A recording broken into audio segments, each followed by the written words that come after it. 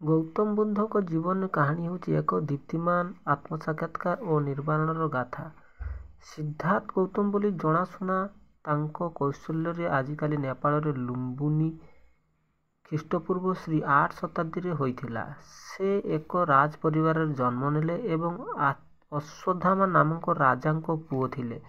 ସେମାନଙ୍କ ପିତା ତାଙ୍କୁ ରାଜପରିବାରର ଆରମ୍ଭରୁ ସବୁ ସମୟ ଜୀବନର ସୁଖ ସମ୍ପନ୍ନତା ମଧ୍ୟରେ ରହିବାକୁ ଚେଷ୍ଟା କରିଥିଲେ ଏବଂ ବାହାରର ଦୁଃଖକୁ ଦୃଷ୍ଟି ଦେବାକୁ ଦିଅନି।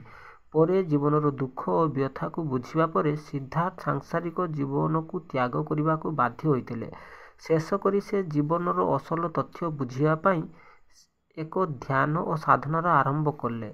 ବୋଧଗୟାର ଏକ ବଟବୃକ୍ଷ ତଳେ ଦୀର୍ଘ ଧ୍ୟାନ ପରେ ସେ ସମ୍ମା ସମାଧି ଆସନ ଜ୍ଞାନ ପାଇଥିଲେ ଏବଂ ସେ ଗୌତମ ବୁଦ୍ଧ ଜଗତର ଜ୍ଞାନୀ ହେଲେ। ନିର୍ବାଣ ପ୍ରାପ୍ତ ପରେ ବୁଦ୍ଧି ସାରା ଜୀବନ ଲୋକମାନଙ୍କୁ ଦୁଃଖର ମୂଳ କାରଣ ଓ ସେଥିରୁ କିପରି ମୁକ୍ତି ମିଳିବ ସେଥିପାଇଁ ଏବଂ ଧର୍ମାଦେଶ ସାରା ପୃଥିବୀରେ ପ୍ରସାରିତ ହୋଇ ବୁଦ୍ଧିଜନ୍ମର ମୂଳ ଶିକ୍ଷା ଆକାର ନେଇଛି, ଯାହା ଆଜି ଲକ୍ଷ ଲକ୍ଷ ଲୋକଙ୍କ ଦ୍ୱାରା ଅନୁସରଣ କରାଯାଉଛି। ବୁଦ୍ଧଙ୍କ ମୂଳ ଉଦ୍ଦେଶ୍ୟ ଗୌତମ ବୁଦ୍ଧଙ୍କର ମୂଳ ଉଦ୍ଦେଶ୍ୟ ଥିଲା ମାନବ ଜୀବନର ଦୁଃଖର ମୂଳ କାରଣକୁ ବୁଝିବା ଓ ସେଥିରୁ ମୁକ୍ତି ପାଇବାର ଉପାୟ ଦେଖାଇବା। ସେ ଜନସାଧାରଣଙ୍କୁ ଜୀବନରେ ସାଂସାରିକ ଦୁଃଖ, ଯନ୍ତ୍ରଣା ଓ ମୃତ୍ୟୁର ସତ୍ୟ ବୁଝାଇ ହେବାକୁ କିପରି ଜିତି ନିର୍ବାଣ ପାଇଯାଇ ପାରିବ ସେଥିପାଇଁ ଆର୍ଯ୍ୟ ଓ ଆଷ୍ଟାଙ୍ଗିକ ମାର୍ଗ ଓ ଚତୁରାର୍ଯ୍ୟ ସତ୍ୟ ବ୍ୟାଖ୍ୟା କରିଥିଲେ।